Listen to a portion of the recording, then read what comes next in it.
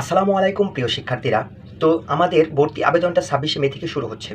তো যারা এই আবেদন করার যোগ্য এবং যারা ভালো রেজাল্ট করেছো, মোটামুটি রেজাল্ট করেছো, তারা সবাই কিন্তু আবেদন করতে পারবে। তো এমন অনেক শিক্ষার্থী আছে যে আবেদন কবে থেকে শুরু সেটা জানে, কিন্তু তারা প্রস্তুত না। দেখো, তোমরা যখন এসএসসির রেজাল্টের আগে, পরীক্ষার পরে যখন তোমাদের প্রায় 2 মাস সময় দেওয়া হয়েছিল পরীক্ষার রেজাল্টের আগে, তখন তোমরা যেরকমভাবে প্রস্তুতি নিয়েছিলে রেজাল্টের জন্য, তোমরা কিন্তু এরকমভাবে তোমরা এই ভর্তি শুরু হচ্ছে যে এটাকে তোমরা কিন্তু গ্যারাজে দিচ্ছ না, যেটা তোমাদের জন্য খুবই একটি গুরুত্বপূর্ণ একটি অধ্যায়। কারণ দেখো, যারা ভর্তি হয় এবং ভর্তির জন্য আবেদন করতে হয়, এখানে কিন্তু অনেক প্রসেস আছে। এই প্রসেসগুলো তুমি যদি আগে থেকে ফলো না করো, তাহলে কিন্তু তোমার জন্য খুব ক্ষতি।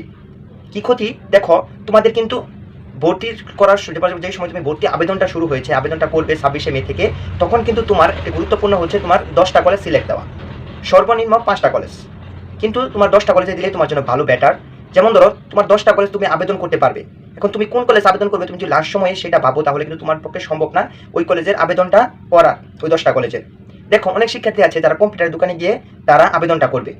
এরকম হয়েছে 2023-22 সালে।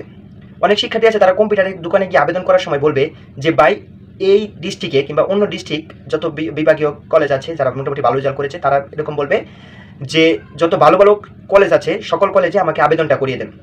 দেখো, তারা কিন্তু পড়বে না, তারা কিন্তু 2 বছর কিন্তু তারা কলেজে পড়বে না। তারা কি বুঝবে কলেজ সম্পর্কে? তারা আবেদন করতে করতে তারা এটা বুঝবে যে এই কলেজটা ভালো। বাট তোমাকে এটা সম্পর্কে যাচাই করতে হবে যে এই কলেজটা কি সম্পূর্ণ ভালো, সম্পূর্ণ কি কলেজটা কি আমার জন্য পারফেক্ট, কিংবা আমার জন্য এটা কি 100% কলেজটা ভালো।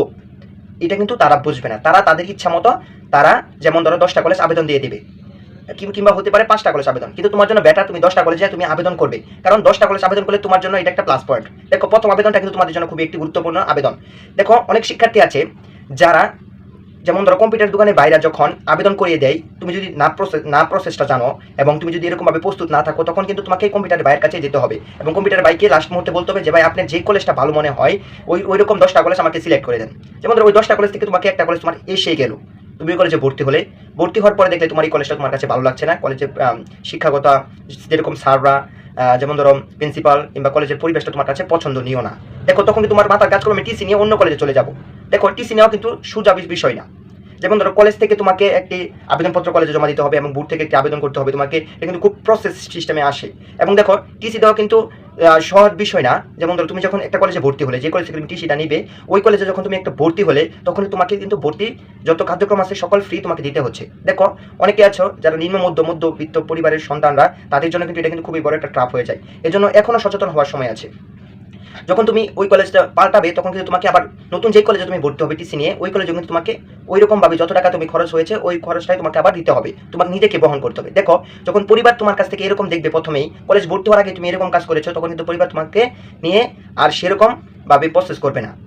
যে পরিবার তোমার কাছে যেরকম আশা করছিল যে না, সে একটা ভালো কিছু করবে, সেরকম আশা কিন্তু তার মাঝে একটা দ্বিধাদ্বন্দ্ব বরাজ করবে। তো এই জন্যই তোমাকে এটার জন্য তোমাকে প্রস্তুত হতে হবে। যেমন ধরো, অনেক শিক্ষার্থী আছে যারা লাস্ট মুহূর্তে আবেদন করে, যেরকম বললাম যে কম্পিউটার দোকানে গিয়ে তার ভাইদের বলে যে ভাই, আপনি কিছু করে দেন, আপনি যেটা ভালো লাগে এই কলেজ করে দেন। এটা শুধু সম্পূর্ণ তোমার হাতে।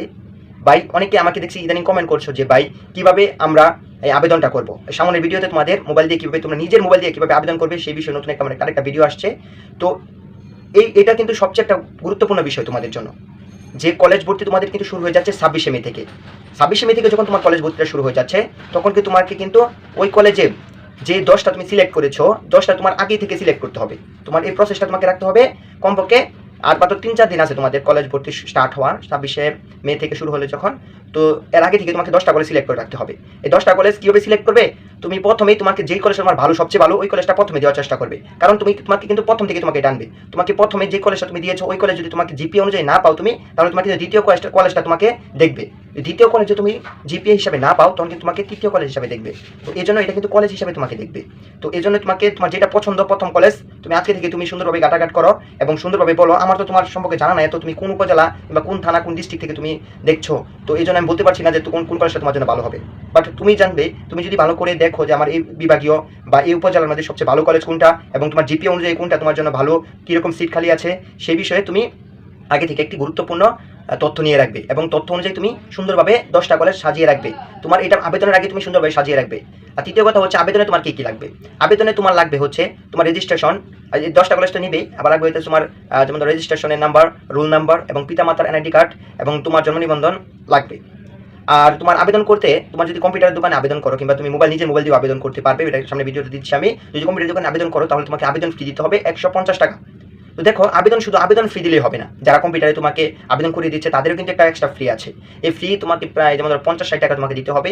তো এটা কিন্তু খুব কঠোর প্রসেস।